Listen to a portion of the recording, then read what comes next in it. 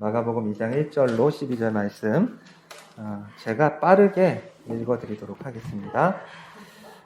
수일 후에 예수께서 다시 가버나움에 들어가시니 집에 계시다는 소문이 들린지라 많은 사람이 모여서 문 앞까지도 들어설 자리가 없게 되었는데 예수께서 그들에게 도를 말씀하시더니 사람들이 한 중풍병자를 4사람에게 메워가지고 예수께로 올세 무리들 때문에 예수께 데려갈 수 없으므로 그 계신 곳에 지붕을 뜯어 구멍을 내고 중풍병자가 누운 상을 달아내리니 예수께서 그들의 믿음을 보시고 중풍병자에게 이르시되 작은 자야 내 죄 사함을 받았느니라 하시니 어떤 서기관들이 거기 앉아서 마음에 생각하기를 이 사람이 어찌 그렇게 말하는가 신성 모독이로다 오직 하나님 한 분 외에는 누가 능히 죄를 사하겠느냐.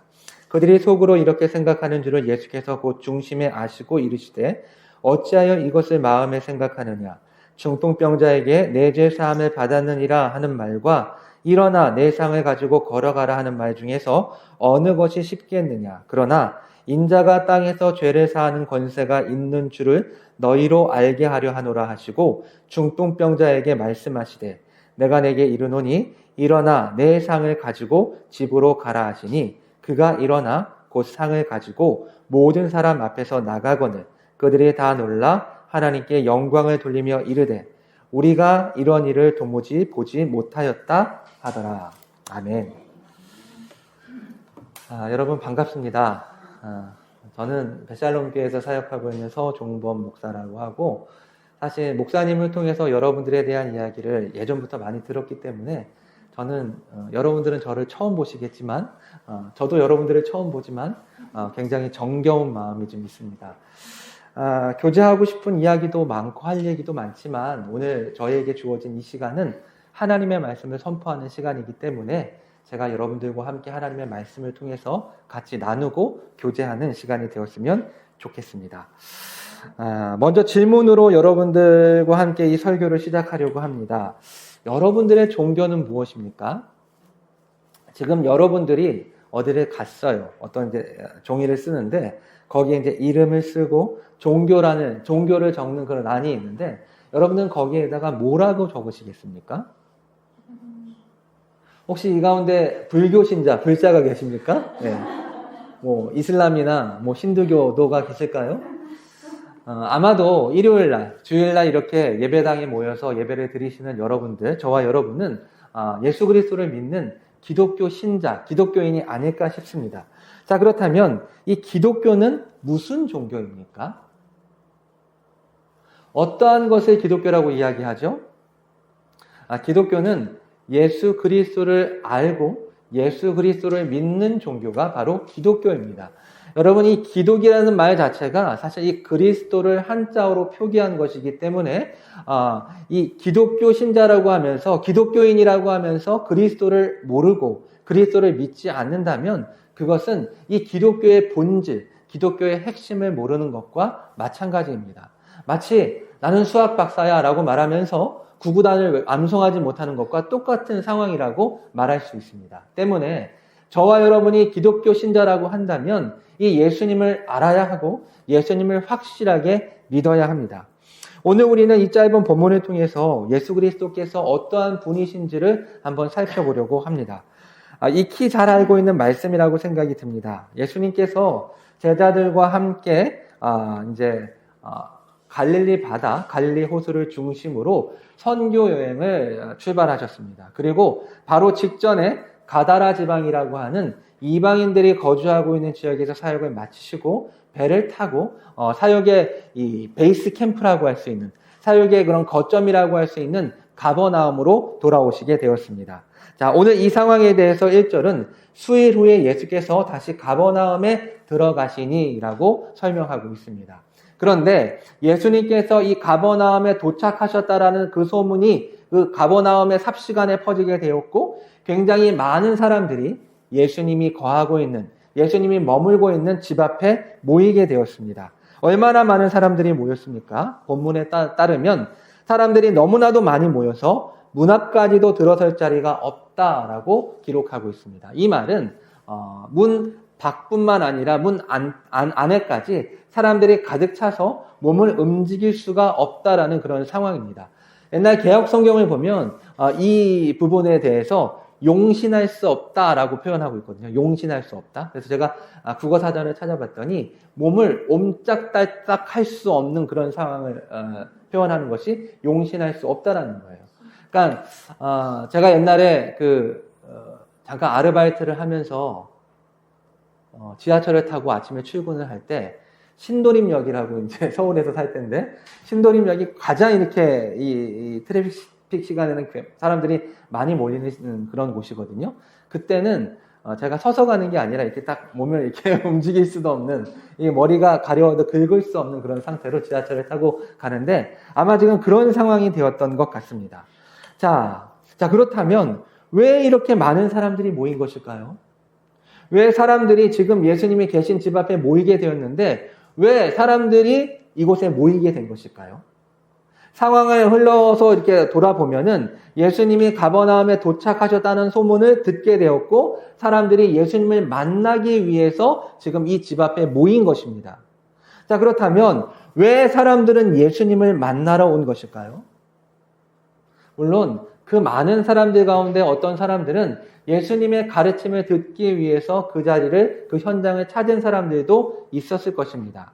우리가 잘 알고 있는 것처럼 예수님께서 산상설교를 마치셨을 때 사람들이 굉장히 놀라워했죠. 가르치는 것이 권위 있는 자와 같고 또 다른 서기관들과 같지 않음으로 인해서 사람들이 놀라워했습니다.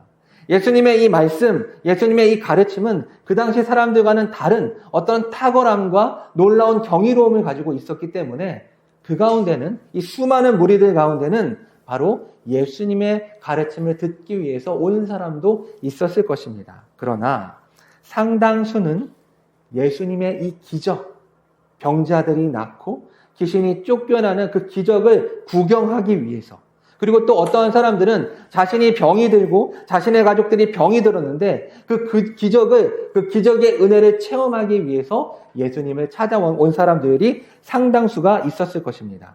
자, 그럼에도 불구하고 예수님께서는 한결같은 모습을 우리에게 보여주고 있습니다. 오늘 사건 이전에도 예수님께서는 천국 복음과 함께 많은 이적을 베푸셨고 또 때문에 많은 사람들이 예수님을 쫓아왔지만 예수님은 한결같이 자신이 하나님의 말씀을 증거하기 위해 곧 하나님의 복음을 증거하기 위해 이 세상에 왔다라는 것을 분명히 하셨고 오늘도 동일하게 그 가르침을 선포하고 계셨습니다. 그런데 이때 한 사건이 발생하게 됩니다. 3절과 4절 말씀인데요. 한번 읽어볼까요? 사람들이 한 중풍병자를 4사람에게 메워가지고 예수께로 올세 무리들 때문에 예수께 데려갈 수 없으므로 그 계신 곳의 지붕을 뜯어 구멍을 내고 중풍병자가 누운 상을 달아내리니 사람들이 이 중풍병에 걸린 사람을 예수님께로 데리고 왔습니다. 여러분도 잘 아시는 것처럼 이 중풍병에 걸린다라는 것은 몸에 마비가 와서 혼자 움직이는 것이 굉장히 부자연스러운 그런 상태를 의미합니다. 때문에 이 중풍병자를 4사람이 침상에 눕혀서 예수님을 찾아온 것입니다. 그런데 너무나도 많은 사람들이 모여 있었기 때문에 앞으로 나아갈 수가 없었고 예수님을 만날 수가 없었습니다. 그래서 이 사람들은 기지를 발휘해서 지혜를 발휘해서 예수님이 계신 집의 그 지붕을 뚫고 구멍을 내서 이 중풍병자를 침상채로 예수님을 향해 내렸습니다. 예수님께서는 수많은 사람들을 만나고 있었을 거예요. 그런데 갑자기 천장에 구멍이 뚫리더니 중풍병자가 침상채로 내려오고 있어요. 여러분이 예수님이라면 뭐라고 답하시겠습니까? 첫 번째는 좀 놀라겠죠. 아니, 무슨 이런 일이 있어? 라고 하면서 그 다음에 그 상황을 다 알고 나서 그 중풍병자를 향해서 뭐라고 대답하시겠습니까? 그래, 너가 참 고생을 많이 했겠구나. 중풍병아, 나아라. 라고 이 병을 고쳐주시는 그 선언을 하시는 것이 그 문맥상 바른 우리가 기대할 수 있는 예수님의 발언입니다. 그런데 이때 예수님께서 굉장히 놀라운 말씀을 하십니다. 5절 말씀입니다. 예수께서 그들의 믿음을 보시고 중풍병자에게 이르시되 작은 자야 내 죄 사함을 받았느니라 하시니 자, 예수님께서는 이 상황 속에서 이 중풍병자의 병을 고쳐주시는 멘트, 그 치료의 선언을 하시는 것이 맞지만 왜 내 죄 사함을 받았다라고 말씀하신 것일까요? 여러분, 이 죄와 병, 이 병과 죄의 관계는 어떻게 되는 것일까요? 먼저 일반적으로 당시 유대인들은 이 죄와 병이 서로 관계가 깊게 있다라고 생각을 했습니다. 그래서 어떤 사람이 병이 나면 그 사람이 그 병에 상응하는 어떠한 죄를 지었기 때문에 그 병에 걸렸다라는 생각을 한 것이죠. 작은 어떤 병이 들었다면 작은 죄를 지었다라고 생각을 하고 큰 병에 걸리면 큰 죄를 지었다라고 생각을 하는 것입니다. 그래서 이 중풍병자는 자신이 병에 걸린 것이 자신이 지은 죄 때문이라고 생각했을 것입니다. 비슷한 상황이 있습니다. 요한복음 9장 2절 제가 읽어드리겠습니다. 요한복음 9장 2절을 보면 날 때부터 맹인된 사람을 보고서 제자들이 물어 이르되 랍비여 이 사람이 맹인으로 난 것이 누구의 죄로 인함이니까? 자기니까? 그의 부모니까? 이것이 일반적으로 유대인들이 갖고 있었던 이 병과 죄에 대한 이해였습니다. 그래서 고대 유대 문헌들을 보면 특별히 이 신체가 마비되는 증상을 죄의 결과로 묘사하고 있었고 이러한 전통으로 보았을 때 죄 용서를 통해서 중풍병이 낫는다라는 논리는 그 당시 사람들에게 이상한 표현은 아니었을 것입니다. 그러나 문제는 그것이 아니었습니다. 뭐가 문제였을까요? 6절과 7절 말씀입니다. 어떤 서기관들이 거기 앉아서 마음에 생각하기를 이 사람이 어찌 이렇게 말하는가? 신성모독이로다. 오직 하나님 한 분 외에는 누가 능히 죄를 사하겠느냐? 이 현장에는 지금 종교 지도자들이 함께 있었던 것입니다. 여러분 똑같은 내용을 다루고 있는 누가복음 5장 17절을 보면 이렇게 기록하고 있어요. 하루는 가르치실 때에 갈릴리의 각 마을과 유대와 예루살렘에서 온 바리새인과 율법 교사들이 앉았는데 병을 고치는 주의 능력이 예수와 함께 하더라. 그러니까 이 수많은 사람들 가운데는 이 갈릴리 사람들, 이 가버나움에 있는 사람들, 그리고 또 좀 넓게 지역을 뻗쳐서 이 갈릴리 지역에 있는 사람들뿐만이 아니라 어떻게 바꿔서 얘기할 수 있을까요? 저 수도권에 있는 사람들, 그리고 서울에 있는 사람들까지 예수님을 보기 위해서 지금 이 광주로 내려온 것과 마찬가지의 상황이 지금 펼쳐지고 있는 것입니다. 자, 도대체 어떤 이유로 이 사람들이, 이 종교 지도자들이 이 변경, 어떻게 보면 이 가버나움은 거의 국경지대, 거의 그 다른 나라와 맞닿아 있는 지역이라고 말할 수 있는데 이 변경 가버나움까지 온 것일까요? 사실 이전부터 예수님은 이 다른 사람들, 특별히 이 종교 지도자들의 주목을 받고 있었습니다. 여러분, 우리가 이 마가복음으로 봤을 때는 이게 지금 2장이기 때문에 예수님이 사역을 시작하신 지 얼마 안 됐을 거라고 우리가 생각이 들지만 사실 요한복음에 따르면 예수님께서는 이미 약 8개월 동안 유대 지역에서 사역을 하셨고 그때 6월절에 성전에서 매매하는 자들을 내쫓으시면서 청결하게 하셨고 또 밤중에 니고데모를 만나시고 또 소수의 제자들, 이때까지만 하더라도 12제자가 아니라 몇 명의 제자들과 함께 유대 지역 이 요단강에서 사람들에게 세례를 베풀고 있었습니다. 물론 예수님이 베푼 건 아니었죠. 그래서 요한복음 4장 1절로 3절을 보면 예수께서 제자를 삼고 세례를 베푸시는 것이 요한보다, 이 세례 요한입니다. 요한보다 많다 하는 말을 바리새인들이 들은 줄을 주께서 아신지라. 예수께서 친히 세례를 베푸신 것이 아니요 제자들이 베푼 것이라. 유대를 떠나사 다시 갈릴리로 가실세. 예수님께서는 이 당시 사람들이 자신을 주목하는 것을 알고 유대 지역에서 이 갈릴리 지역으로 옮긴 것입니다. 물론 하나님의 섭리 가운데 예수님께서 이 갈릴리 지역의 이 가버나움을 중심으로 사역하는 것이 정해져 있었겠지만 이 초기 사역 때 이 유대 지역에서 사람들의 집중을 받으면서 사람들의 관심을 받으면서 여기서 더 이상 사역을 하면 안 되겠다라는 생각을 하시고 예수님께서는 갈릴리 지역으로 옮긴 것입니다. 이처럼 사람들은 예수님의 이 존재에 대해서 주목하고 있었고 특별히 종교 지도자들은 의구심을 가지고 있었습니다. 어떠한 의구심일까요? 혹시 이 사람이 메시아가 아닐까? 혹시 이 사람이 그동안 우리가 기다리고 있었던 그리스도가 아닐까라는 그런 종교적 의구심을 가지고 있었던 것입니다. 그런데 이 갈릴리 지역에서 예수님께서 본격적으로 회개하라, 천국이 가까웠느니라 라고 말씀을 하시면서 이 가르침을 시작하시고 이 본격적인 사역을 시작하시자 소문이 삽시간에 이 갈릴리 지역을 넘어서 유대 지역까지 퍼지게 되었고, 이에 당시 이 종교 지도자들은 예수님에 대한 궁금증을 가지고 이 변방까지, 이 가버나움까지 오게 된 것입니다. 자, 그런데 예수님께서 그 쟁쟁한 종교 지도자들 앞에서 그 중풍병자를 향해 작은 자야, 소자야, 내 죄 사함을 받았다라고 말씀하신 것입니다. 여러분, 상상해 봅시다. 우리가 타임머신을 타고 그 현장으로 내려간 거예요. 예수님께서 이 사죄의 선언을 말씀하셨을 때 그 분위기가 어떻게 됐을까요? 오늘날 그런 표현이 있더라고요. 갑분싸. 갑자기 분위기가 싸해지는 거죠. 예수님이 그 말씀을 딱 하시자마자 분위기가 갑자기 냉랭해졌을 것입니다.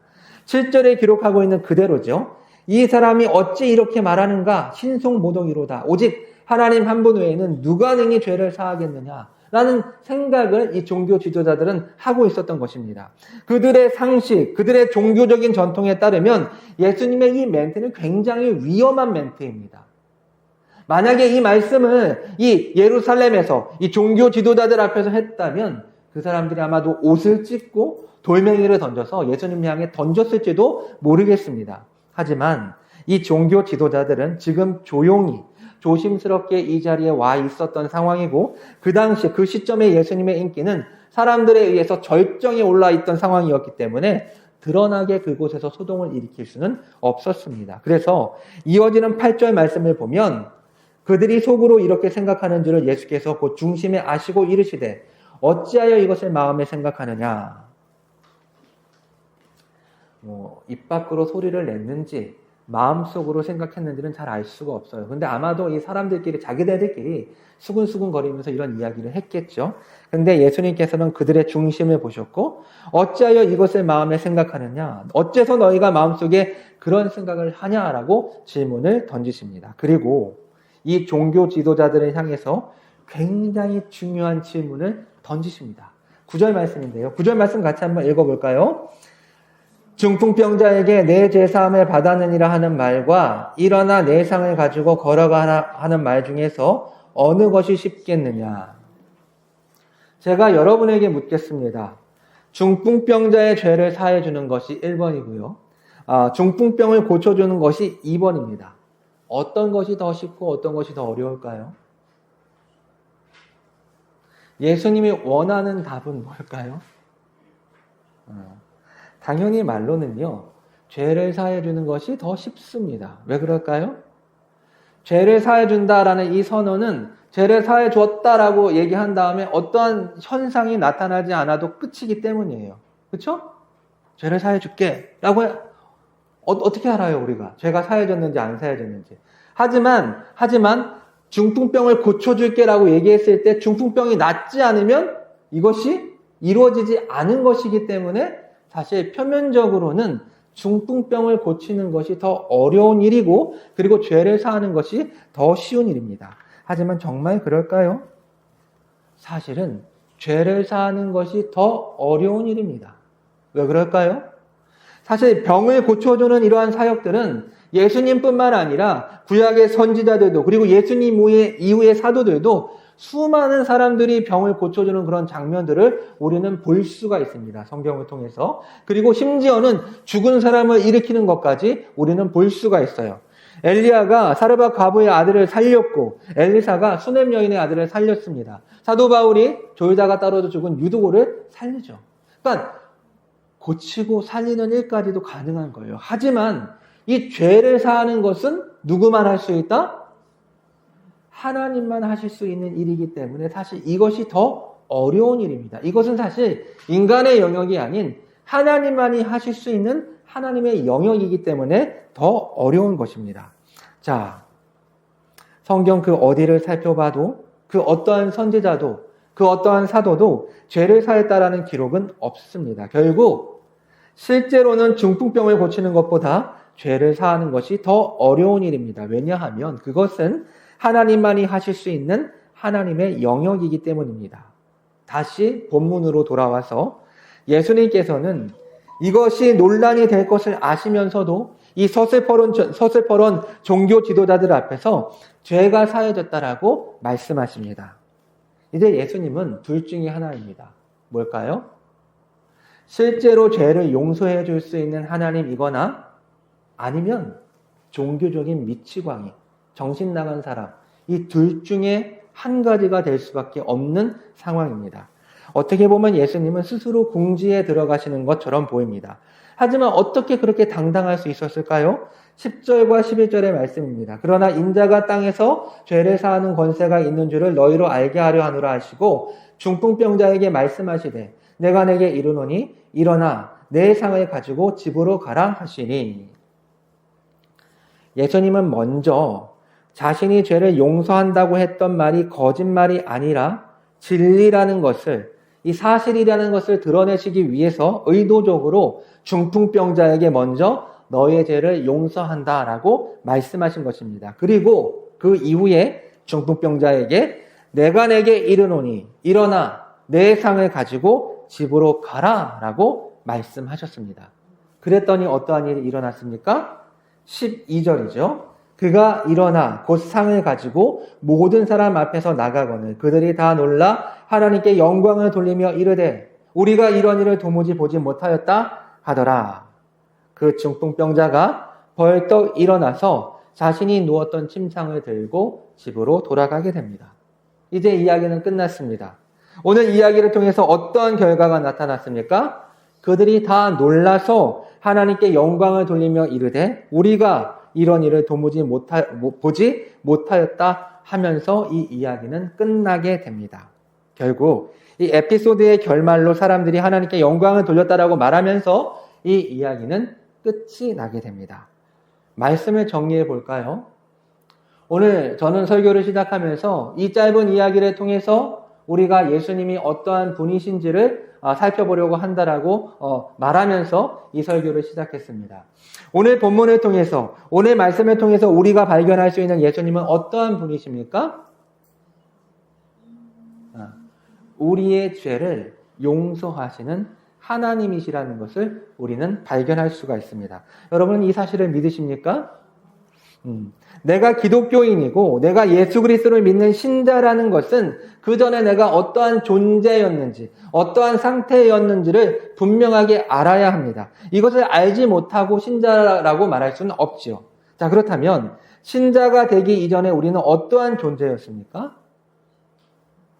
사도 바울은 에베소서 2장 1절에서 예수 믿기 이전의 인간의 상태를 허물과 죄로 죽은 너희라고 얘기하고 있어요.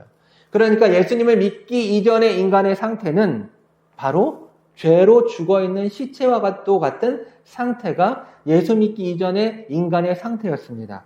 자, 이 말은 당장 태어난 아기라 할지라도 살아있는 것처럼 보여도 시체와 다를 바가 없다라는 의미입니다.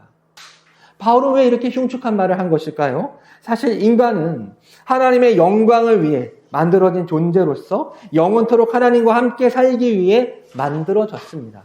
하나님의 형상으로, 존귀한 형상으로 만들어진 인간은 영생불사의 몸을 가지고 영원토록 하나님과 살기 위해 만들어진 것이죠.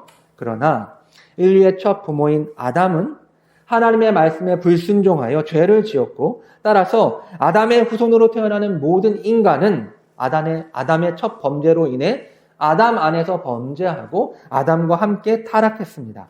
그래서 영원토록 살기 위해 만들어진 인간은 어떠한 제약된 행동을 해서가 아니라 저와 여러분이 어떤 나쁜 행동을 해서가 아니라 인간들이 어떤 나쁜 행동을 해서가 아니라 종자가 이 죄인의 종자가 되어서 태어나면 기껏하면 100년밖에는 살지 못하는 그러한 인생이 된 것입니다. 여러분 제가 이 종자라는 표현을 사용했는데요. 이 종자라는 말은 씨입니다. 씨. 사과 씨를 심으면 사과가 열매가 맺히는 거죠. 죄인이 되었기 때문에 죄인은 죄인을 낳을 수밖에 없게 된 거예요. 우리가 어떠한 나쁜 행동을 하고 누군가를 죽이고 누군가를 훔치고 나쁜 행동을 해서 죄인이 되는 것이 아니라 태어나는 그 순간부터 우리는 죄인으로 태어나서 죄인으로 죽게 되는 것입니다. 그런데 죽으면 끝나는 게 아니에요. 이 죽고 난 이후에도 지옥에 떨어져서 영원한 죽음을 맛보는 죽어도 죽을 수밖에 없는 이 고통, 죽을 수 없는 고통을 맞게 되는 것이 인간에게 처해진 운명이었습니다. 여러분은 이 상황에 대해서 알고 계십니까? 단순히 예수님을 믿으면 구원을 받는다라는 말을 쫄랑 믿어버리고 내가 구원받았다라고 생각하십니까? 여러분이 이 죄의 문제를 정확하게 이해하지 않고 예수님을 믿는다라고 말할 수 없어요.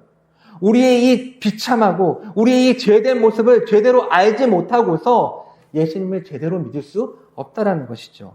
자, 그런데 삼위 하나님께서는 인간을 불쌍히 여기셔서 자신의 기쁘신 뜻대로 어떤 사람들을 선택해서 구원하기로 작정하셨고 구속자이신 예수 그리스도를 이 땅에 보내셔서 우리의 죄를 용서해 주셨습니다. 때문에 예수 그리스도를 믿는 모든 사람들은 죄 용서를 받고 종자가 바뀌어서 영원한 죽음으로부터 해방되어 영생을 얻을 수 있게 되었습니다. 사랑하는 여러분, 이처럼 예수님은 단순한 인간이 아니에요. 단순히 인류의 4대 성인으로서 도덕적으로 탁월한 그런 인간의 부류에 속하는 분이 아니라 예수님은 하나님으로서 우리의 죄를 용서하시기 위해 인간의 몸을 입고 이 땅에 오신 하나님이십니다. 따라서 우리가 죄 용서를 받고 구원을 받을 수 있는 유일한 방법은 바로 예수 그리스도를 알고 예수 그리스도를 믿는 방법밖에는 없습니다. 바라기는 이 자리에 앉아있는 사랑하는 주의 모든 이 교우들이 예수 그리스도를 바르게 알고 믿음으로 주님께서 허락하신 이 죄 용서를 받고 영생을 받아 누리는 믿음의 사람들이 되었으면 좋겠습니다.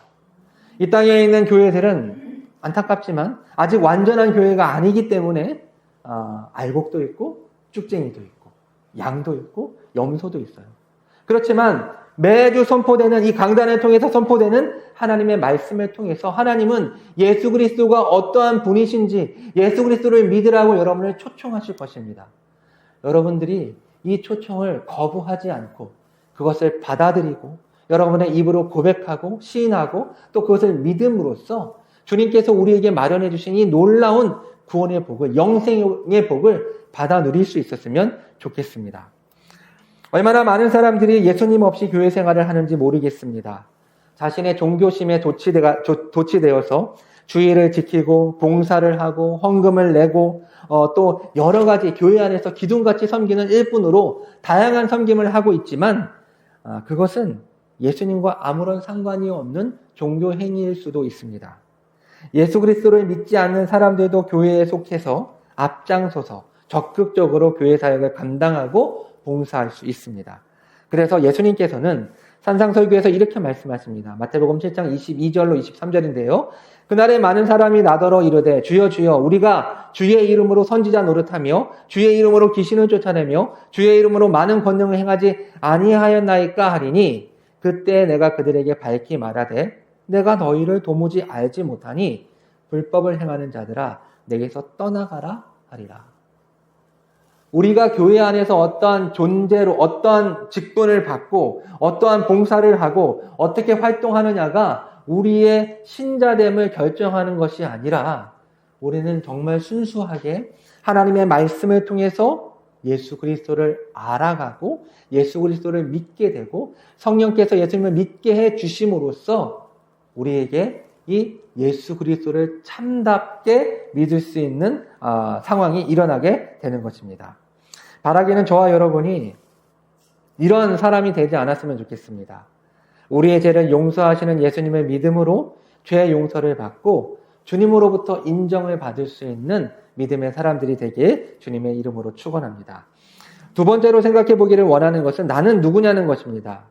오늘 본문의 현장에는 다양한 사람들이 있었습니다. 어떤 사람들은 예수님의 메시지를 듣기 위해 그 현장을 찾은 사람이 있습니다. 또 어떤 사람들은 예수님의 놀라운 기적을 구경하기 위해 그 자리를 찾은 사람도 있습니다. 그리고 또 어떤 사람들은 종교적인 관심 때문에 예수님을 보러 온 사람들도 있었습니다. 예수님께서는 중풍병자를 고치는 이 놀라운 이적을 통해서 자신이 하나님이라는 사실을 밝히 드러내셨습니다. 당시 종교자들이 이해하고 있었던 것처럼 죄를 사할 수 있는 존재는 오직 하나님밖에는 없습니다. 그런데 예수님께서는 먼저 죄를 사한다는 선언을 하신 후에 자신이 거짓말을 한 것이 아니라는 것을 실제로 중풍병을 고쳐주심으로써 증명하셨습니다. 그리고 이 놀라운 기적 앞에 사람들은 하나님께 영광을 돌렸습니다. 하지만 이 사건 이후에도 여전히 기적을 쫓는 사람들은 예수님을 통해 드러나는 하나님의 영광은 보지 못하고 예수님의 기적만을 쫓아다녔습니다. 그 현장에 계속 나타나는 것이죠. 그들의 목적은 그 놀라운 광경을 보는 거예요. 예수님을 알고 예수님을 믿는 것, 드러난 하나님의 영광에는 관심이 없고 그냥 일상생활에서 볼 수 없는 그 기적의 현장만을 쫓아다니는 거죠. 또 그리고 종교 지도자들은 역시 마찬가지로 드러난 하나님의 영광은 보지 못하고 예수님에 대해서 눈을 가리고 어떻게 하면 꼬투리를 잡을까 궁리하다가 결국에는 예수님을 십자가에 못 박아 죽이기로 작정을 했고 그것을 실행에 옮겼습니다. 예수님을 통해 드러나는 하나님의 영광, 하지만 그 영광 앞에 여러분은 어떠한 반응을 보이시겠습니까? 예수님이 하나님이시고 예수님은 우리의 죄를 용서하시는 구세주라는 사실을 믿고 그분을 따르시겠습니까? 아니면 여전히 이 기적의 언저리에서 뭔가 감각적인 현상만을 쫓는 종교인 또는 형식적인 종교 체계에 갇혀서 예수님을 보지 못하고 결국 예수님을 십자가에 못 박는 종교인이 되시겠습니까? 사랑하는 여러분, 오늘 설교의 주제는 결국 예수님 믿어라 라는 것입니다. 예수님은 이러한 분이시니까 예수님을 믿어라 라는 것입니다.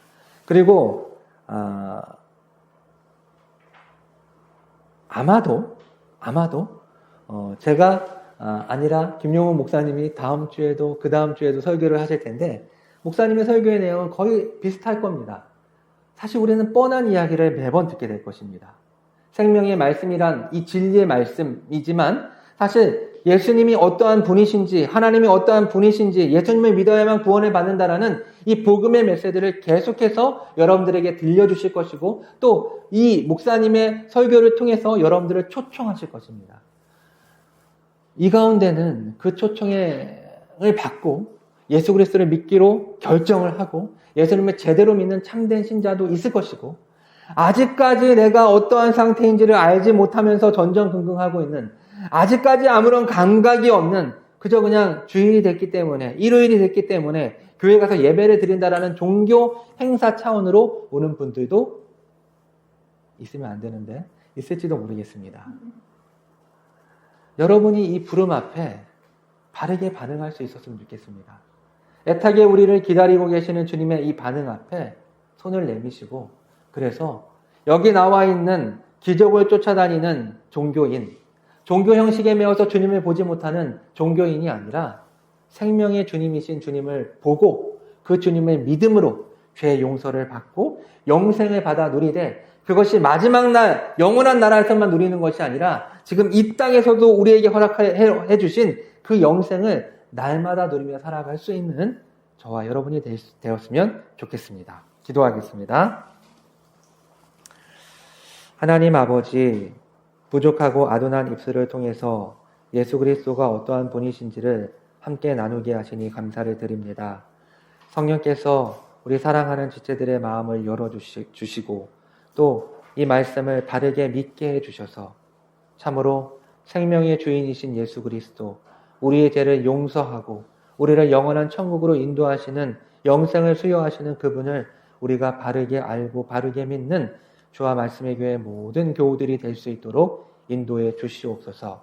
아직까지 혹 주님을 알지 못하고 있는 분들이 있다면 성령께서 저들의 마음을 열어주시고 이 복음의 부름 앞에 반응할 수 있도록 주님 그들을 움직여 주시고 주께서 허락하신 이 놀라운 구원의 은혜를 받아 누림으로 평생토록 날마다 구원의 감격과 은혜 속에서 살아갈 수 있는 하나님의 거룩한 주님의 건속이 될 수 있도록 주님의 자녀가 될 수 있도록 주께서 큰 복을 내려 주시옵소서. 이 모든 말씀 살아계신 예수 그리스도의 이름으로 기도합니다. 아멘.